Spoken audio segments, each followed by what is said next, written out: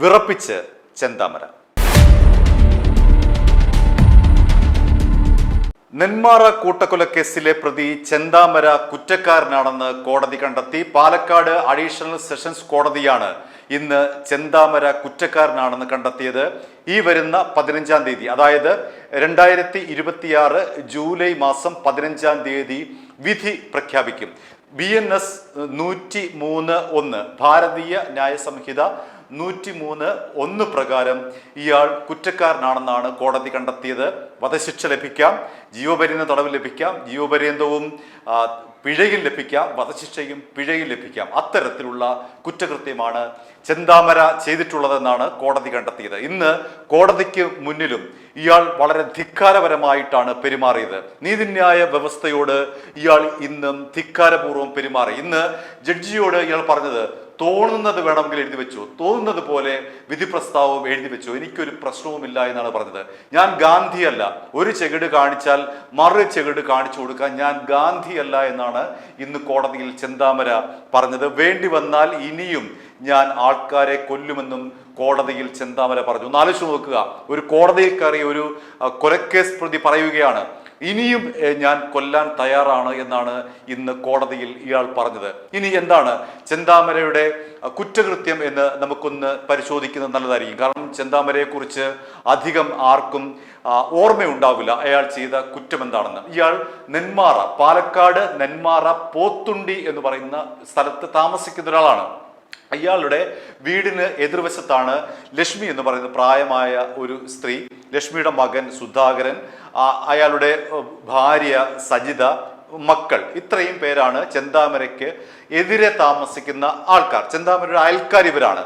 ചെന്താമരയുടെ ഒരു സംശയം, തൻ്റെ ഭാര്യയുമായിട്ടുള്ള ഒരു പ്രശ്നം. ചെന്താമര എപ്പോഴും ഭാര്യയുമായി വഴക്കിടുന്നയാളാണ്. അപ്പോൾ ഈ ഭാര്യയുമായിട്ടുള്ള പ്രശ്നത്തിന് കാരണം ഈ തൊട്ട അയൽവാസിയായിട്ടുള്ള സുധാകരന്റെ ഭാര്യ സജിതയാണെന്നാണ് ചെന്താമര വിശ്വസിച്ചത്. സജിത മൂലമാണ് തൻ്റെ കുടുംബത്തിൽ പ്രശ്നമുണ്ടാകുന്നത് എന്ന് ചെന്താമര ധരിച്ചു. അതിൻ്റെ അടിസ്ഥാനത്തിൽ 2019 ഓഗസ്റ്റ് 31-ാം തീയതി ചെന്താമര അയൽവാസിയായിട്ടുള്ള സുധാകരന്റെ ഭാര്യ സജിതയെ അതിക്രൂരമായി വെട്ടിക്കൊലപ്പെടുത്തി. ഈ കേസിൽ പോലീസ് ഇയാളെ അറസ്റ്റ് ചെയ്തു. പിന്നീട് ജാമ്യത്തിൽ ഇയാൾ ഇറങ്ങി.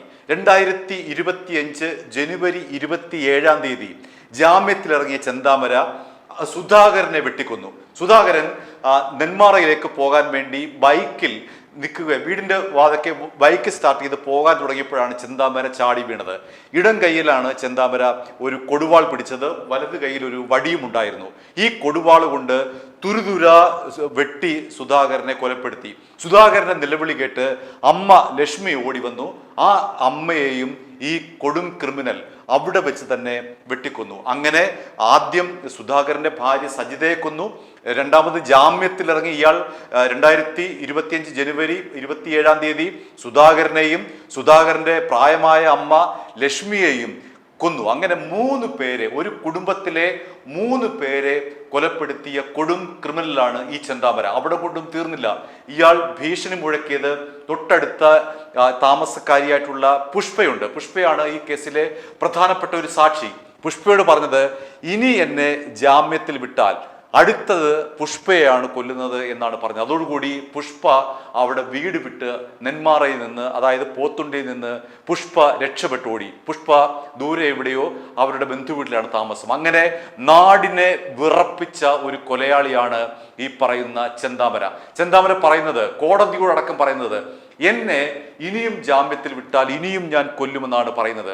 അങ്ങനെ ചെന്താമരയെ ഭീതിയോടുകൂടിയാണ് ഈ പറയുന്ന സുധാകരന്റെയും സജിതയുടെയും മക്കൾ കാണുന്നത്. ഇന്ന് പൊട്ടിക്കരഞ്ഞുകൊണ്ടാണ് ആ കുട്ടികൾ പ്രതികരിച്ചത്.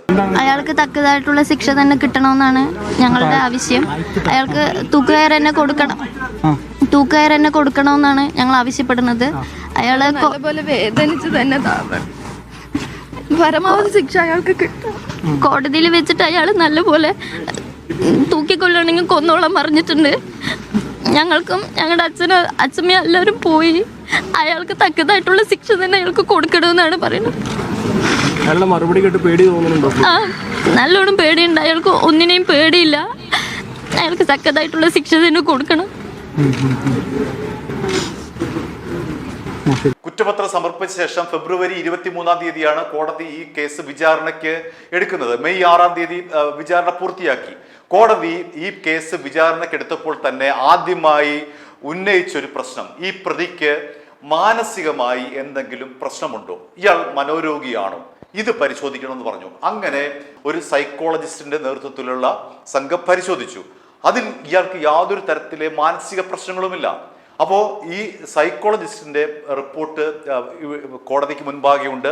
മറ്റൊരു തെളിവ് പ്രധാനപ്പെട്ട ഒരു തെളിവ് എന്ന് പറയുന്നത് ഇയാൾ സുധാകരനെയും അമ്മ ലക്ഷ്മിയെയും വെട്ടിക്കൊല്ലാൻ ഉപയോഗിച്ച ആ കൊടുവാളാണ്. ഇയാൾ ഇടതുകൈയനാണ്, ഇടത് കൈ കൊണ്ടാണ് ഇയാൾ വെട്ടിയത്.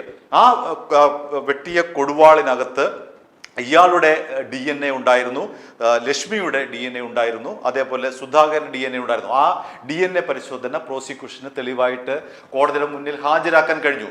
ഇനി എങ്ങനെയാണ് ഈ ചെന്താമര പിടിയിലാകുന്നത്? ആദ്യം ജാമ്യത്തിൽ ഇറങ്ങിയിട്ടാണല്ലോ ഈ പറയുന്ന സുധാകരനെയും അമ്മ ലക്ഷ്മിയെയും കൊല്ലുന്നത്. ആ കൊലയ്ക്ക് ശേഷം ഇയാൾ ഓടി രക്ഷപ്പെട്ടത് ഒരു മുള്ളുവേലി കടന്നാണ്. ആ മുള്ളുവേലി കടന്ന് രക്ഷപ്പെട്ടപ്പോൾ ഇയാളുടെ കൈലിയുടെ ലുങ്കിയുടെ ഒരു ഭാഗം ആ മുള്ളുവേലിയിൽ പറ്റിപ്പിടിച്ചിരുന്നു. ആ ഭാഗം ഒരു പ്രധാനപ്പെട്ട തെളിവായി. ആ ലുങ്കിയുടെ ഭാഗത്ത് സുധാകരന്റെയും ലക്ഷ്മിയുടെയും രക്തക്കറ ഉണ്ടായെന്ന് പ്രോസിക്യൂഷന് ശാസ്ത്രീയമായി കോടതിക്ക് മുന്നിൽ തെളിയിക്കാൻ കഴിഞ്ഞു. ചെന്താമര അവിടുന്ന് ഓടി പോയത് നെല്ലിയാമ്പതിയിലെ മലയിലേക്കാണ്. ആ വീട്ടിൽ നിന്നാൽ കാണാം, തൊട്ടപ്പുറത്ത് മലയാണ്. ആ മലയുള്ള ഒരു ഗുഹയ്ക്കകത്താണ് ഇയാൾ ഒളിവിൽ കഴിഞ്ഞത്.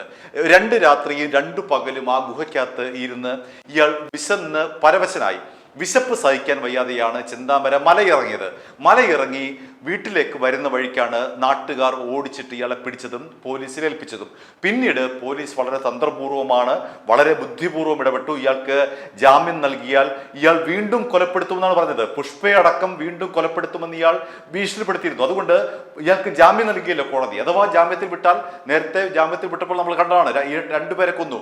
അതുപോലെ അയാൾ വീണ്ടും പറഞ്ഞു, ഇനി എന്നെ ജാമ്യത്തിൽ വിട്ടാൽ ഞാൻ ഇനിയും കൊല്ലും, അത് സുധാകരന്റെ കുടുംബത്തെ ഒന്നാകെ ഇല്ലാതാക്കും, മാത്രമല്ല എനിക്കെതിരെ സാക്ഷി പറഞ്ഞ പുഷ്പയെയും കൊല്ലുമെന്നാണ് അയാൾ പരസ്യമായി കോടതിയോടും പോലീസിനോടും പറഞ്ഞത്. അതുകൊണ്ട് അയാൾക്ക് ജാമ്യം കൊടുക്കാതെയാണ് കോടതിയും പോലീസും വളരെ ബുദ്ധിപൂർവ്വം തന്നെ ഈ വിചാരണ പൂർത്തിയാക്കിയത്.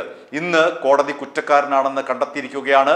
ചെന്താമരയ്ക്ക് 15-ാം തീയതി വിധി പ്രസ്താവിക്കും. ഇന്ന് കോടതിയോട് ധിക്കാരപരമായി, അങ്ങേയറ്റം ധിക്കാരപരമായിട്ടാണ് അയാൾ പറഞ്ഞത്. എന്തു വേണമെങ്കിലും എഴുതിക്കോളൂ എന്നാണ് ജഡ്ജിയോട് ഇയാൾ പറഞ്ഞത്. ഞാൻ ഗാന്ധിയല്ല, അടിച്ചാൽ തിരിച്ചടിക്കും, ഒരു കാരണം കാണിച്ചാൽ അപ്പുറത്തെ കാരണം കാണിച്ചു കൊടുക്കുന്നവനല്ല ഞാൻ ഇനിയും കൊല്ലും എന്ന് പരസ്യമായി കോടതിയോട് പറഞ്ഞിരിക്കുകയാണ്. എന്നാൽ ഇയാളുടെ വക്കീൽ ന്യായീകരിക്കുകയാണ്, ഇതൊക്കെ മാധ്യമങ്ങളോട് പറഞ്ഞത് എന്ന നിലയിലാണ് ഇദ്ദേഹത്തിന്റെ അഭിഭാഷകൻ ഇന്ന് പ്രതികരിച്ചത്.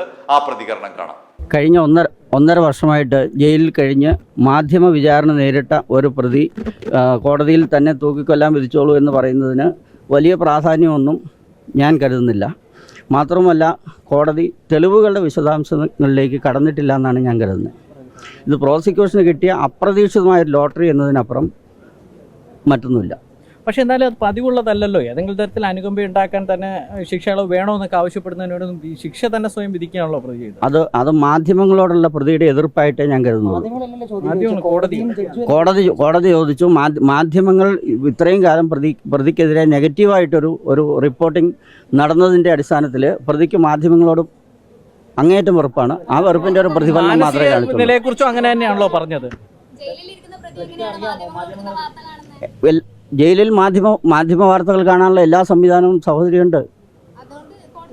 എല്ലാ വാർത്തകളും അപ്ഡേറ്റ് ആയിട്ട് കാണാനുള്ള എല്ലാ സംവിധാനവും ജയിലുകളിലുണ്ട്. അത് കോടതിയോടുള്ള ഒരു വെറുപ്പായിട്ടല്ല, അദ്ദേഹം ഇത്രയും കാലം ജയിലിൽ കഴിഞ്ഞതിന്റെ ഒരു മാനസിക പ്രതി കുറ്റക്കാരനല്ല എന്ന് കണ്ടെത്താനുള്ളതുമായി ബന്ധപ്പെട്ട ഒരു രീതിയിലുള്ള തെളിവും ഹാജരാക്കിയിട്ടില്ല എന്ന് വേണ്ട മനസ്സിലാക്കാൻ, അല്ലെങ്കിൽ ഹാജരാക്കിയതൊന്നും അത് നിലനിന്നില്ല എന്ന് വേണ്ട മനസ്സിലാക്കാൻ ഇത്തരത്തിലുള്ള വിധി പുറത്തു. പ്രതിഭാഗത്തുനിന്ന് പ്രത്യേക തെളിവുകൾ ഹാജരാക്കേണ്ട കാര്യമില്ല. പ്രോസിക്യൂഷൻ ഹാജരാക്കിയിരിക്കുന്ന തെളിവുകളുടെ വിശ്വാസ്യത മാത്രമേ പ്രതിഭാഗത്തിന് ചോദ്യം ചെയ്യേണ്ടതുള്ളൂ. കോടതി ഈ ഘട്ടം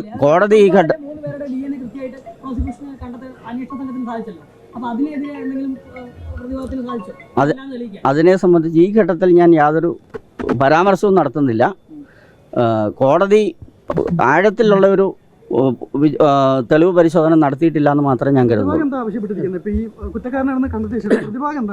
കുറ്റക്കാരനായിട്ട് കണ്ടെത്തിയതിൽ പ്രതിഭാഗത്തേക്ക് മറ്റൊന്നും യാതൊന്നും ആവശ്യപ്പെടാനില്ല. ഇനി ശിക്ഷയെക്കുറിച്ചുള്ള വാദം വരുന്ന സമയത്ത് പ്രതിഭാഗം എന്താണെന്ന് വെച്ചാൽ പറയും. വധശിക്ഷ ലഭിക്കാവുന്ന കുറ്റം ചെയ്തു എന്നുള്ളത് കോടതി തന്നെ പറഞ്ഞിട്ടുണ്ട്.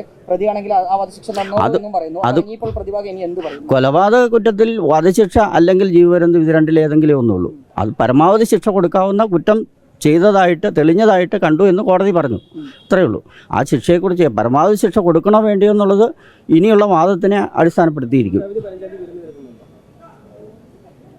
ശിക്ഷയെ സംബന്ധിച്ച വാദം കേട്ടതിന് ശേഷം കോടതി ചിലപ്പോൾ അതേ ദിവസം പറയാം, അല്ലെങ്കിൽ കോടതിയെ ഇൻഫ്ലുവൻസ് ചെയ്ത തെളിവുകൾ തന്നെയല്ലേ വക്കീൽ? കോടതിയെ ഇൻഫ്ലുവൻസ് ചെയ്തത് തെളിവുകൾ തന്നെ ഒരിക്കലുമല്ല. കാരണം മാധ്യമങ്ങളാണ് കോടതിയെ ഇൻഫ്ലുവൻസ് ചെയ്തിരിക്കുന്നത്. അതിന്റെ ഉത്തമ ഉദാഹരണമാണ് ഈ കേസ്. കോടതി ഒരിക്കലും കോടതിയെ അപേക്ഷിക്കില്ല. നിങ്ങൾക്ക് തന്നെ അറിയുന്ന കാര്യങ്ങളാണ് മാധ്യമ വിചാരണ എത്രത്തോളം കോടതി വിധികളെ സ്വാധീനിക്കപ്പെടുന്നു എന്നുള്ള കാര്യം ഞാൻ പറയാതെ ഏറ്റവും കൂടുതലായിട്ട് അതേ വീട്ടിൽ ചെന്ന് പ്രതി വെട്ടിക്കൊല്ലുകയാണ്. ഒരിക്കലല്ല, അതൊരിക്കലും കോടതി ലക്ഷ്യമല്ല. ഒരിക്കൽ പോലും ഒരു മാധ്യമത്തെ കോടതി വിസ്തരിക്കുക പോലും ചെയ്തില്ല. അങ്ങനത്തെ ഒരു കേസ് മാധ്യമങ്ങളെ വാർത്ത പിന്നെ ഈ കോടതി ഇതിലെല്ലാം ഇൻഫ്ലുവൻസ് ചെയ്തെന്ന് പറയുന്നത് അത് തീർത്തും ശരിയായിട്ടുള്ള ഒരു കാര്യമല്ലല്ലോ വക്കീൽ. ആ റിപ്പോർട്ട് ജഡ്ജിമാരെ സ്വാധീനിക്കും. കാരണം അവരും സാധാരണ മനുഷ്യരാണ്. അതായത് ഒരിക്കലും ഒരു കോടതി ഈ മാധ്യമ വാർത്തകൾക്കെടുത്തല്ല തീർപ്പ് പറയാ. തീർച്ചയായും തെളിവുകളുടെയും അതുപോലെ തന്നെ സാക്ഷി വിസ്താരത്തിന്റെ അടിസ്ഥാനത്തിലാണ്. ഇതും ഈ കേസിൽ 82 സാക്ഷികളെ വിസ്തരിക്കുക എല്ലാം ചെയ്തിട്ടുണ്ട്. അതിന്റെ അടിസ്ഥാനത്തിലാണ് ഇത്തരത്തിൽ സാക്ഷികളുടെ എണ്ണത്തിലല്ല പ്രധാനം, അവർ നൽകിയിരിക്കുന്ന തെളിവുകളാണ് പ്രധാനം. കോടതി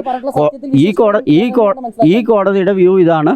ഇത് അന്തിമവിധിയല്ല. ഇനി അപ്പീൽ പോകും. ആ അപ്പീൽ കോടതി തീരുമാനിക്കട്ടെ. പാലക്കാടിനെ മാത്രമല്ല കേരളത്തെ ആകെ വിറപ്പിച്ച ഒരു കൊടും ക്രിമിനലാണ് ഈ പറയുന്ന ചെന്താമര.